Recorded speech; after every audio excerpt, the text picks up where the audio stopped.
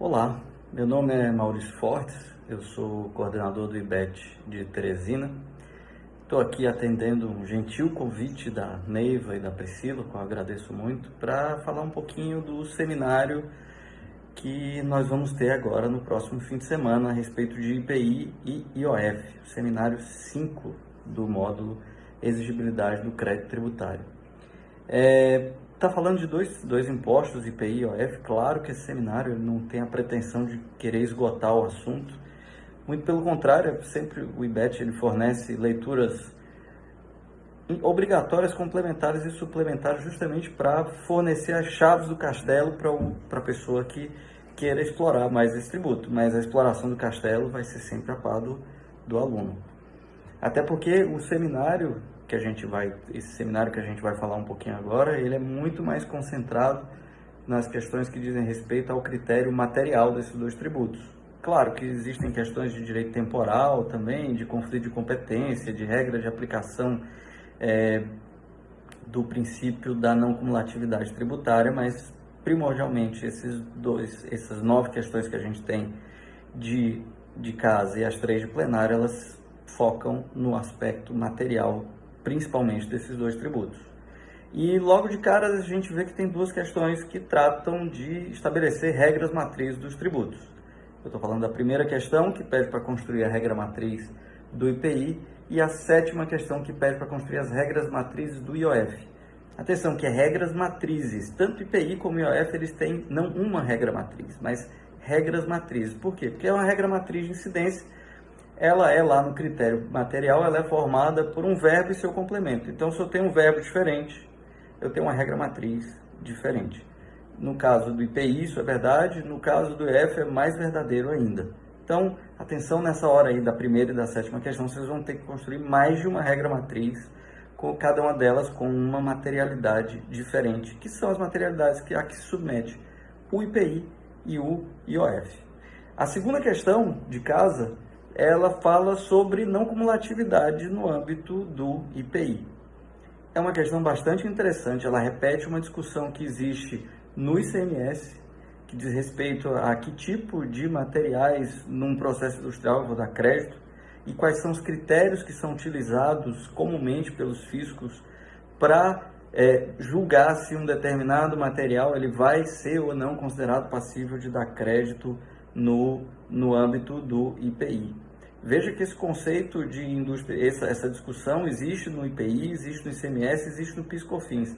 São 3 tributos diferentes, com 3 critérios diferentes para você avaliar se há ou não possibilidade de concessão de crédito a um determinado insumo, a um determinado bem que é consumido ou não durante o processo de industrialização.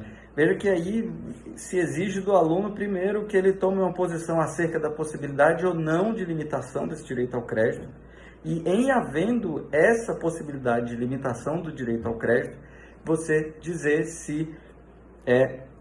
quais os critérios que podem ser utilizados para informar um determinado julgamento se existe ou não direito ao crédito.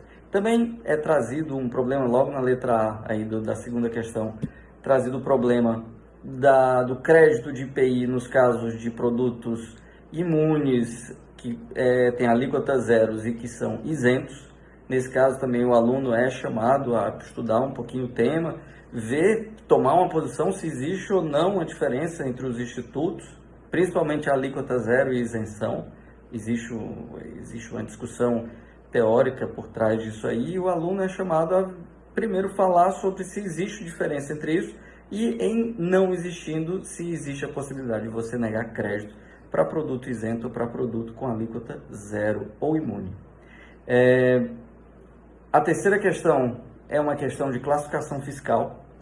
Para essa questão é muito indicada a leitura, claro, todas são indicadas, mas a leitura do segundo artigo do professor Paulo de Barros Carvalho sobre regra geral de interpretação da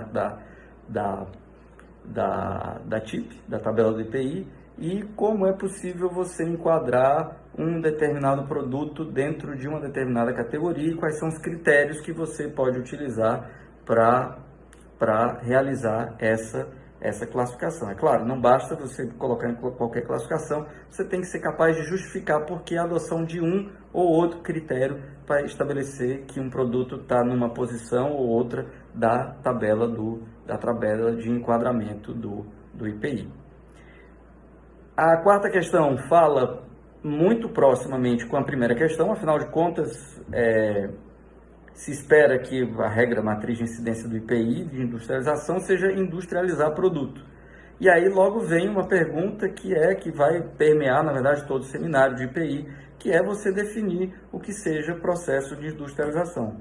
E logo depois é uma pergunta muito interessante, que é de se esse processo de industrialização pode ser aplicado, por exemplo, a uma salga de um peixe. Se o peixe, pela maneira como ele é tratado para ser acondicionado e para ser revendido, ele pode ser considerado um produto industrializado. Na verdade, como sempre, é o IBET fazendo você testar a sua premissa adotada, fazendo você testar os critérios que você adotou para uma determinada conceituação e aplicar eles no específico caso prático. A quinta questão fala sobre base de cálculo do IPI. Na verdade, é nada mais que a condição verificativa da base de cálculo, ou seja, a base de cálculo vai informar qual a intensidade do fato gerador que ela está medindo, quão intenso é o fato gerador, ela está intimamente ligado com a hipótese de incidência tributária, com a materialidade da hipótese de incidência tributária, e aí a pergunta sai colocando diversos custos que existem na importação de produtos, como valor de frete, capatazia, enfim, que tipo de valores podem ser incluídos na base de cálculo do IPI para que eu calcule o montante final do IPI devido numa determinada importação de produto. A sexta questão fala sobre uma peculiaridade do IPI, que diz respeito à incidência, a suposta incidência do tributo em operações que não sejam exatamente em que a pessoa que está realizando a operação não foi a mesma que industrializou, e aqui o aluno é chamado também a refletir um pouco sobre essa possibilidade. Se a lei que regulamenta o IPI poderia ter instituído esse tipo de exação em produtos que não são industrializados, mas apenas revendidos por uma pessoa que é contribuinte, por exemplo, do IPI importação, como é o caso aqui. Aí, essa é a última questão referente ao IPI. Nós temos além da questão da regra matriz do IOF, nós temos mais duas questões.